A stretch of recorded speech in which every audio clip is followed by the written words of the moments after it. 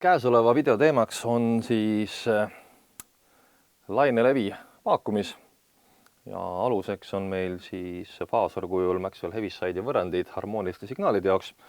Et nende kohta on eraldi video, mida on mõistlik siis enne käesoleva juurde tulekust üle vaadata.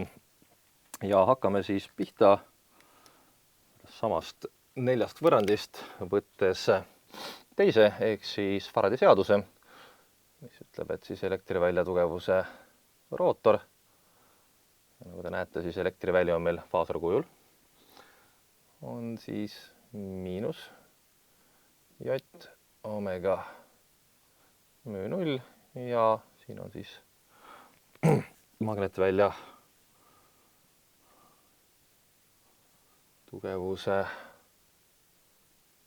faasorkujul.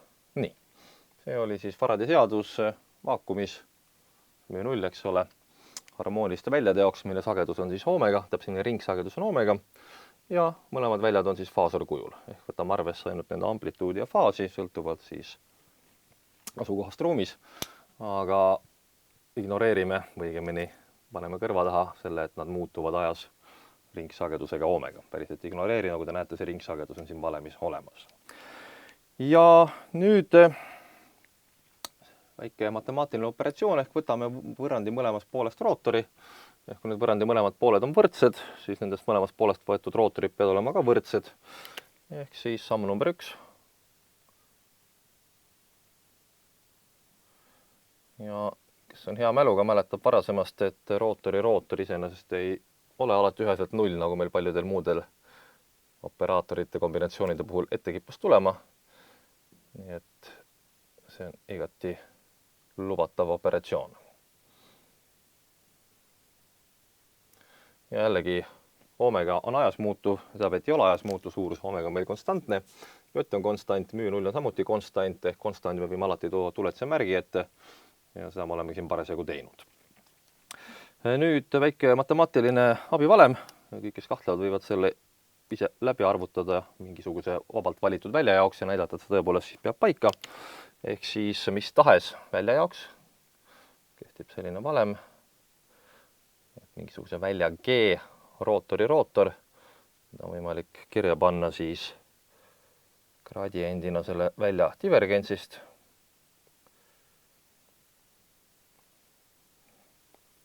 Millest on maha lahutatud selle välja Laplace ehk siis gradiendi rootor, gradiendi divergents, kusjuures see peaks meile tuttav valem olema, mida kuskil varem ka kasutanud. Okei. Nii.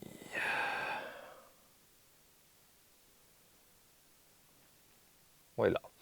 Ja rakendame seda sama matemaatilist valemit, mis rõhutan veel kord, ei ole kuidagi otseselt seotud siis elektromagnetismiga, vaid on puhas matemaatiline seos. Rakendame selle meie valemi vasaku poole jaoks. Ehk kirjutame nüüd siis selle elektrivälja rootori lahti tema divergentside ja gradientide kaudu. Nii. Gradient siis elektrivälja tugevuse divergentsist miinus siis elektrivälja tugevuse Laplace'i operaator ehk siis gradiendi divergents. Ja see on ikka võrdne võrrandi parema poolega, J omega mü 0. Magnetvälja tugevuse rootor. Esimese hooga tundub, et meie elu on tüki keerulisemaks läinud, aga kui see siin oli meil nüüd teine Maxwelli võrrand, millest me pihta hakkasime, üldiselt need selles järjekorras kirjutatakse, ta kipub teine olema, et ma võin siia ette number 2 kirjutada, siis nüüd võtame appi esimese Maxwelli võrrandi vaakumi kohta. Vaakumis puuduvad ilmselgelt vabad laengukandjad ja seega siis elektrivoo tiheduse divergents on 0, mis tähendab omakorda, et ka elektrivälja tugevuse divergents on 0. Ehk me kirjutame selle siia välja.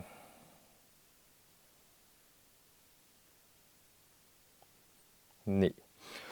Ehk siis see siin sulgudes on vaakumi korral 0 ja gradient 0-st, ehk siis põhimõtteliselt tuletis 0-st 3 ruumi komponendi järgi on samamoodi 0, ehk siis kogu see esimene komponent muutub siin 0-ks. Meie valem läheb kohe lihtsamaks.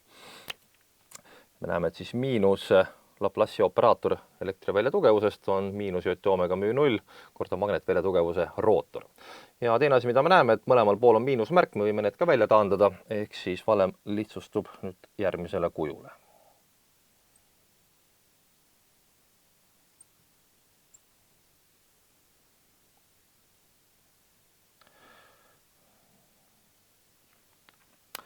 Nii, nüüd saame appi võtta kolmanda meie 4 Maxwelli võrrandist, mis oli siis koguvoooluseadus. Ja see omakorda ütles, et magnetvälja tugevuse rootor, seesama suurus siin, millega tahaks nüüd äkki midagi veel pihta hakata, oli lihtsalt J epsilon 0 omega korda elektrivälja tugevus. Jällegi siin me rakendame siis seda omadust, et faasor kujul saab asendada ajas tuletise võtmise lihtsalt konstandiga J omega läbikorrutamisega. Ja me saame siis selle rootori siin asendada selle korrutisega. Ja tulemuseks on elektrivälja tugevuse laplasslane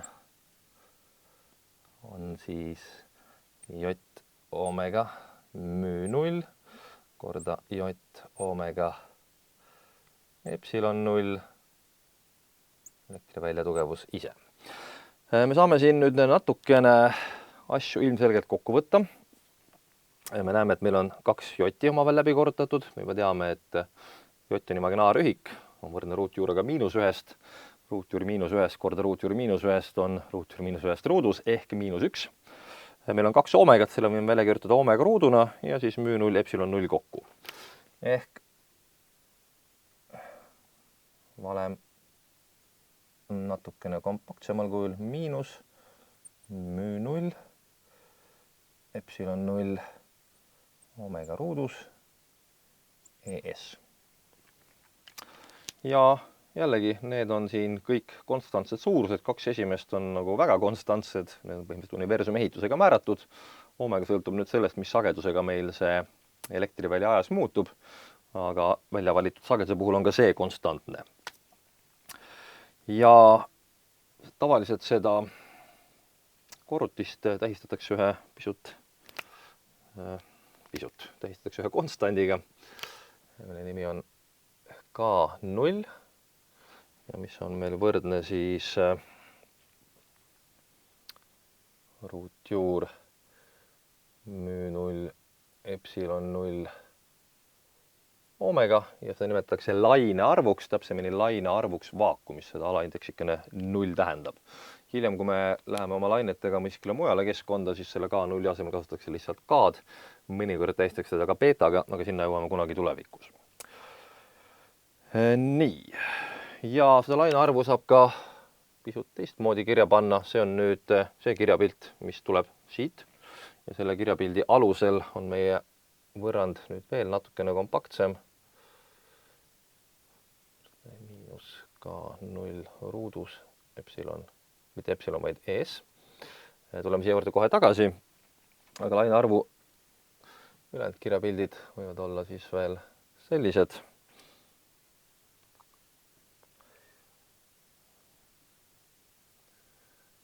Kus siis C on päris tore, on võrdne siis 1 jagatud ruutjuur müü 0 epsilon 0. Ei ole mitte midagi muud kui siis valguse kiirus vaakumis, ligikaudu 300 miljonit meetrit sekundis. Ja lambda on siis laine pikkus, ehk kui meil läbib laine vaakumis, siis 2 lähima laineharja või laine miinimumi vaheline füüsiline kaugus meetrites. Ja siit me näemegi, et siis see laine arv on selline konstant, mis seob omavahel nurga ja vahemaa. Ehk siis 2pi põhimõtteliselt vihkab radiaanidele ja lambda on siis vahemaa, mis on mõõdetud meetrites. Nüüd, kui me tuleme tagasi selle juurde, siis seda tulemust nimetatakse Helmholtzi võrrandiks. Ja tegemist on siis laine võrrandiga, nagu ma siin juba olen varasemalt vihjanud, rääkides laine pikkusest ja laine levikiirusest. Kirjeldab see võrrand siis ruumis levivat ja ajas muutuvat lainet. Antud juhul on ta veel faasor kujul, ehk siis seob ainult siis muutusi ruumikoordinaatides. Me üsna varsti esendame ta tagasi ajalisele kujule. Siis tuleb juurde ka siis veel 4. mõõde ehk ajamõõde. Ja vasakul pool on meil tegemist siis teist järku osatuletistega mingisugusest suurusest ja 3 ruumi koordinaadi x, y, z järgi ehk põhimõtteliselt on tegemist siis osalise diferentsiaalvõrrandiga, millel on 3 muutujat. Ehk siuke üsna paras pähkel üldjuhul pureda. Aga et elu lihtsamaks teha, siis üritame leida ühe sellise lihtsama erijuhu, mis võimaldab seda valemit veelgi lihtsustada. Ehk jällegi eeldame, et meil on ainult siis x komponent, nagu me seda tegime ka faasoranalüüsi juures. Ja see eeldus ei ole väga halb, me saame alati oma koordinaatsüsteemi selliselt keerata, et kus iganes suunas see elektrivälja komponent on, et see projitseeritakse puhtalt alt x-teljele, järelikult tema y ja z komponendid on kenasti nullid. Nii, ja sellisel juhul matemaatika kehtib ikka edasi, aga nüüd siis ainult x-telje suhulise vektori jaoks.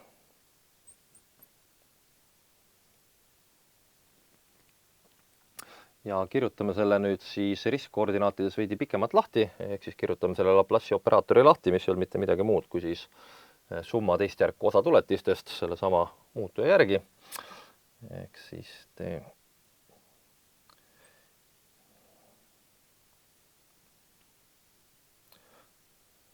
ja samamoodi siis y ja z järgi. XS. Ja see on võrdne jällegi miinus K0 XS. Nii. Ja eeldame, et sellel asjal võiks olla siis mingi selline lihtsam lahend, kus siis elektrivälja tugevus omakorda ei sõltu ei siis x-ist ega y-ist, vaid ainult muutub siis, kui me liigume pikki z-telge või z-koordinaati, me ei pea z-telge pidi muutuma, vaid z-koordinaat muutub. Sellisel juhul siis, kui see ei muutu kuidagi x-telje suunas, on see tuletis 0, kui ta ei suutu y-telje suunas ei muutu, on see tuletis 0. Me saame oma siis osalisest diferentsiaalvõrrandist, kus on meil 3 osatuletist, saame tavalise diferentsiaalvõrrandi, mis siis ütleb, et teist järku tuletis elektrivälja tugevuse x komponendist z järgi on siis miinus K0 korda seesama elektrivälja tugevus ise, ehk on seotud see elektrivälja teist järku tuletis tema iseendaga. Ja see on nüüd siis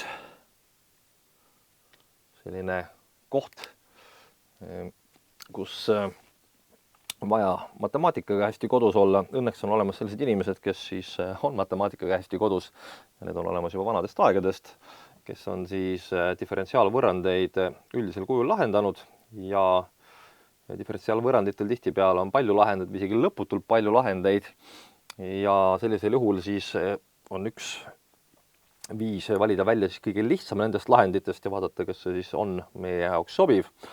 Ja matemaatikud väidavad, et sellise diferentsiaalvõrrandi üheks ümärkuks lahendiks on selline elektrivälja tugevuse faasor. EXS on EX0, E-astmel miinus J K0 Z. Nüüd võib-olla me ei oska seda võrrandi lahendit sellisel kujul leida, aga kui meil on antud see lahend ette, siis mida me peaksime oskama, on kontrollida, kas see lahend tõepoolest õige on. Ja see on väga lihtne, ei pea mitte midagi muud tegema, kui sellest võrrandist võtma 2 korda järjest tuletise seti järgi ja vaatama, kas see vasak ja parem pool on siis omavahel võrdsed või mitte. Nii, ja proovime. Võtame siis sellest kõigepealt esimese tuletise, ehk siis DEXS DZ. EX0 on konstant, ehk siis konstantne amplituud, me eeldame, et see ei sõltu Z-ist. Seega see jääb kenasti ettevastusesse.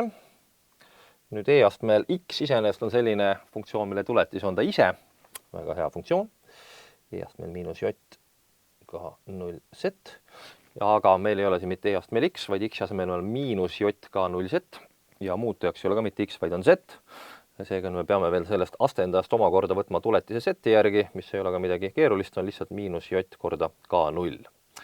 kuna see ette meil ei mahu, siis me kirjutame ta lihtsalt siia taha sulgudesse. Nii, see oli nüüd esimene tuletis, et saada teist tuletist. Me peame nüüd sellest veel ühe korra tuletise võtma. Ehk siis d-ruut EXS z ruut on nüüd vot sellest tuletisest omakorda tuletisseti järgi. Ilmselgelt EX0 ja miinus JK0 on konstandid, me võime rahulikult siia ette välja kirjutada. JK0 EX0 ja E-astmel X-i tuletis on ikka E-astmel X miinus JK0 Z. Ja selle peame omakorda veel läbi korrutama siis tuletisega sellest eksponendist Z järgi ehk miinus JK0-ga. Miinus JK0-ga. Ja seda oleks tore nüüd veel natuke lihtsustada.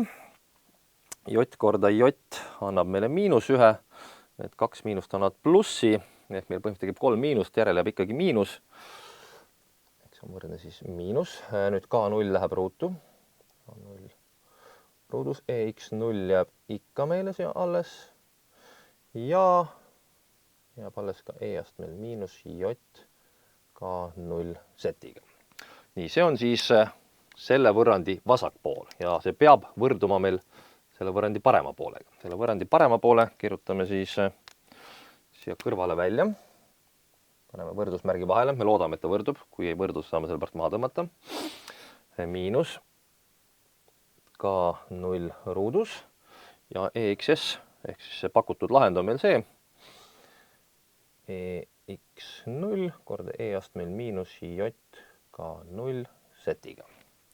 Ja kui me need kahte võrdleme, me näeme, et nad on identsed. Ehk me tegime siin kiire 3-realise kontrolli ja näitasime ära, et tõepoolest see pakutud elektrivälja tugevus on selle võrrandi lahendiks. Me ei osanud võib-olla ise lahendada, kui meil lahendus ette anti, siis selle kontrollimine ei võtnud kuigi palju aega ja ei olnud väga keeruline.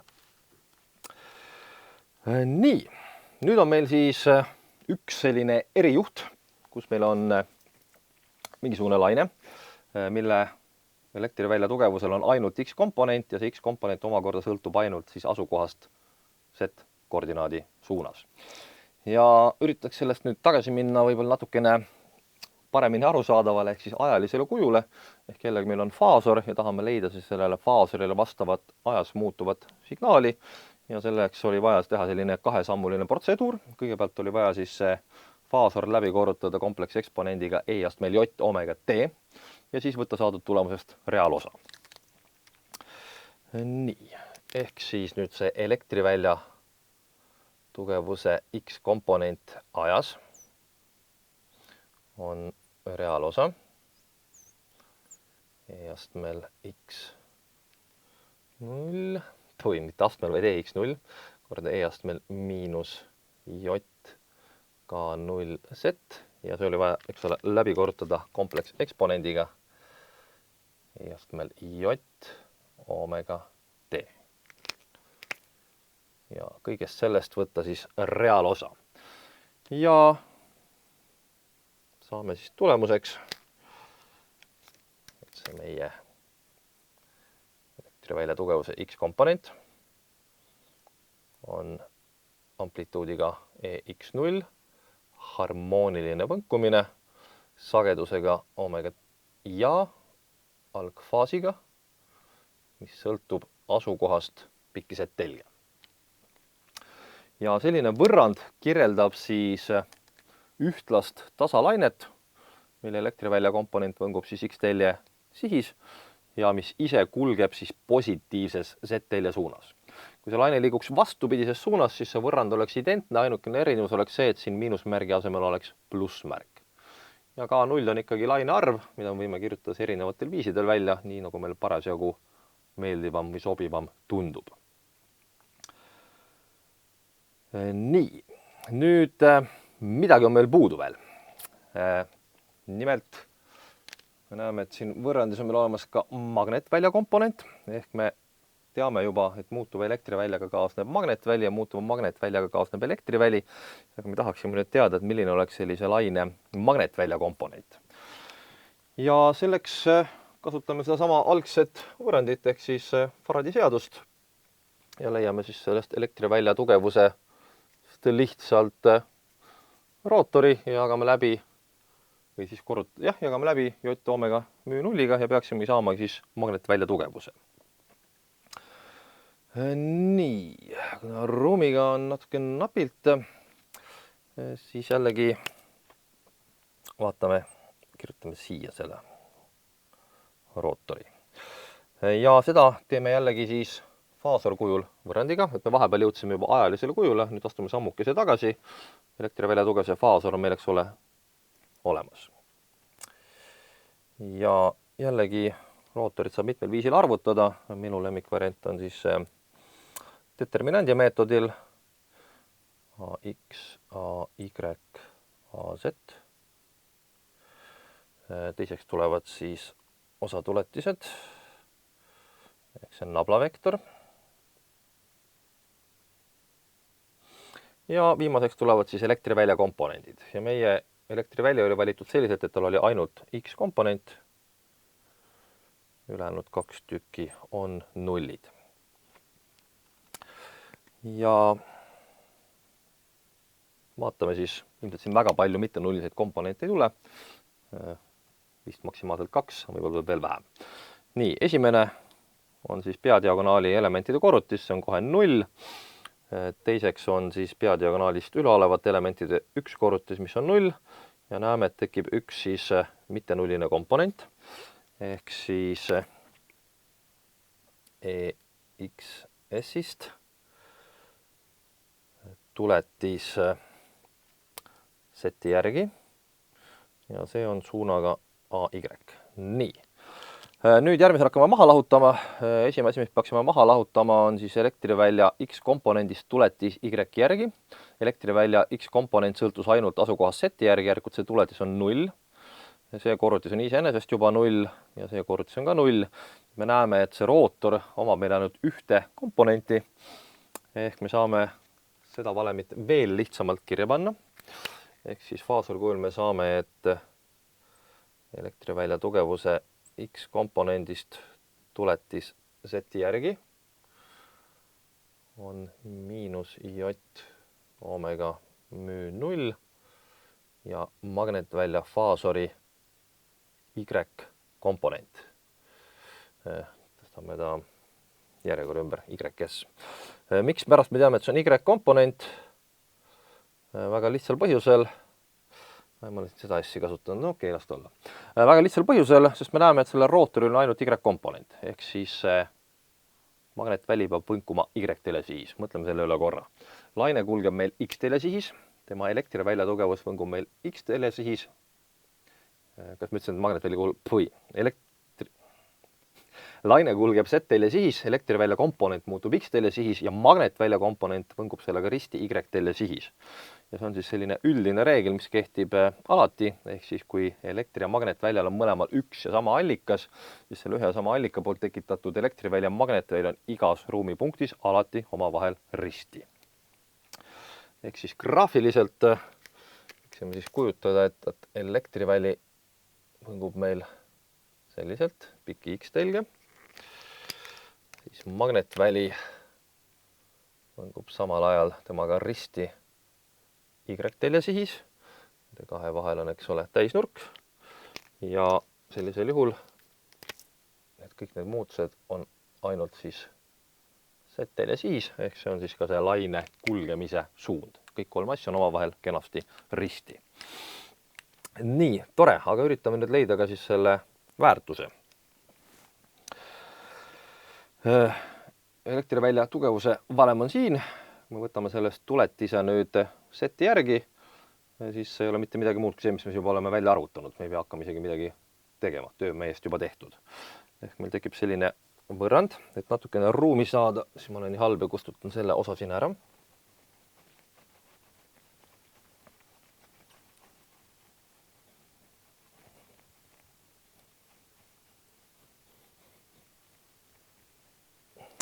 Nii. Ehk siis vasakul pool on miinus J K0 EX0. korda E-astmel miinus J K0 Z. Ja see on siis sama, mis miinus J omega müü 0 ja magnetvälja Y-komponent faasorkujul. Ja me näeme, et siit annab 1,2 välja taandada. Saame lahti miinus J-idest. Ja peaksime selle K0 ka nüüd pikemalt välja kirjutama. Ehk siis magnetvälja tugevus HYS on K0, mis on siis ruutjuur müü 0 epsilon 0 korda omega korda EX0. Jagame mõlemad pooled läbi siis selle omega müü 0-ga ja E-astmel J K0 ja Z jääb siia. Näeme ka, et kohe, et magnetväli samamoodi kulgeb siis Z-l positiivses suunas. Ja siin me saame veel mõned asjad välja taandada. Esiteks nii lugejas kui nimetajas on ringsagedus. Ja teiseks me näeme, et lugejas on ruutjuur müü 0-ist ja nimetajas on müü 0. Ehk põhimõtteliselt siin on müü 0 ruudus. Me saame jällegi ruutjuur müü 0-ist välja taandada. Ehk siis natukene kompaktsemalt näeks asi välja selline. Et magnetväljal on amplituud, mis on võrdeline elektrivälja tugevuse amplituudiga ja võrdelisteguriks on siis vaakumi või üldiselt siis keskkonna dielektrilise ja magneetilise läbitavuse suhe. Ja tavaliselt seda suhet tähistatakse ruumis levimise puhul ν0-ga. Nullike vihjab jälle, et tegemist on vaakumi omadusega. Kui on mingi muu keskkonnaga, see 0 jäetakse lihtsalt ära ja pannakse kirja sellise ümberpööratud suhtena. Ja see ei ole mitte midagi muud kui siis elektrivälja tugevuse ja magnetvälja tugevuse suhe. Elektrivälja tugevust mõõdetakse voltides meetri kohta, magnetvälja tugevust mõõdetakse amprites meetri kohta. Meetrit andnud kohe välja, meil jäävad järele voldid jagatud ampritega, mille mõõtühikuks ei ole mitte midagi muud kui ohm. Ja seda sama suurust nimetatakse vaakumi karakteristlikuks impedantsiks või siis kaunimas emakeeles vaakumi laine takistuseks. Ja sellel on täiesti selline teadaolev väärtus, on ligikaudu 120 pi ohmi. Ehk circa umbes 377 ohmi. See on ligikaudne väärtus, ei ole täpselt 120 pi, aga umbes. Ja selle sama laine takistuse kaudu saamegi siis öelda, et magnetvälja komponent on lihtsalt siis elektrivälja amplituud jagatud vaakumi laine takistusega ja E-astmel miinus J omega K0 Z. Ja siit saame samamoodi esindada soovi korral tagasi aelisele kujule ja valem tuleb matemaatiliselt identne, siia tuleb lihtsalt siis elektrivälja amplituud jagatud laine takistusega, mis ei ole mitte midagi muud kui magnetvälja amplituud. Sagedus on sama, liikumise suund on sama ja ka laine arv on sama.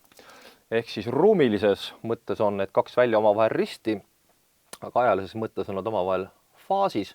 Ehk sel hetkel, kui elektrivälja tugevus on maksimaalne, on magnetvälja tugevus maksimaalne. Kui elektrivälja tugevus on 0, on ka magnetvälja tugevus 0. Ja selliselt siis olemegi põhimõtteliselt näidanud, et vaakumis, täiesti tühjas ruumis saab siis eksisteerida laine, mis muutub või võngub harmooniliselt, ehk on oma kujult siis siinus või koosinus. Sellel lainel on kaks komponenti, tal on elektriväli ja magnetväli. Need kaks välja on igas ruumipunktis omavahel alati risti ja vaakumist levides on samas need kaks välja omavahel faasis. Ja väljad levivad siis vaakumis kiirusega C ehk siis valguse kiirusega, mis on leitav siis vaakumi siis elektrilise ja magneetilise läbitavuse kaudu. Ja kuna tegemist ruumis muutuva signaaliga, siis on ka siis kasutada selline mõiste nagu laine pikkus, mis näitab siis selle välja kahe lähima maksimumi või miinimumi põhimõtteliselt kahe lähima samas faasis oleva punkti vahelist füüsilist vahemaad. Ega laine pikkuse mõõtühikuks on meetrid. Et see on siis üks viis, kuidas saab kasutada Maxwelli võrrandeid. Tegime, et 3 olemasolevast 4, et tuletada siis elektromagnetlaine avaldis. Nüüd see konkreetne laine, ehk siis ühtlane tasalaine, on iseenesest ebarealistlik. Põhimõtteliselt eeldab seda, et vahet ei ole, mis on siis X või Y koordinaat, et elektriväljatugevus ja magnetväljatugevus igal pool on siis samad. Ehk siis päris ideaalsed tasalained päriselt ei eksisteeri, aga samas on ta ikkagi väga praktilise tähtsusega, kuna mis tahes reaalne laine on enamasti sfääriline, ehk ta tuleb siis ühest punktallikast ja hakkab laiali levima. Ja mida suuremaks muutub selle sfääri raadius, siis seda lamedamale tundub see sfääri pind. Sama mure on, eks ole, emake maakeraga ja arvamusega, et see on ka lame. Tegelikult on tegemist sfääriga. Kuna see sfääri raadius on väga suur, siis lokaalselt vaadates me võime lugeda teda tasandikuks. Ja täpselt samamoodi siis reaalsed sfäärilised lained piiratud ruumialas vaadates, neid võib vabalt kirjeldada kui ühtlast tasalainet. Seega kogu see tulemus on siin igati praktiline. Me rakendame seda edaspidi ka vaadates siis lainelevi igasugustes muudes keskkondades. Aga selleks korraks siis on ka kõik.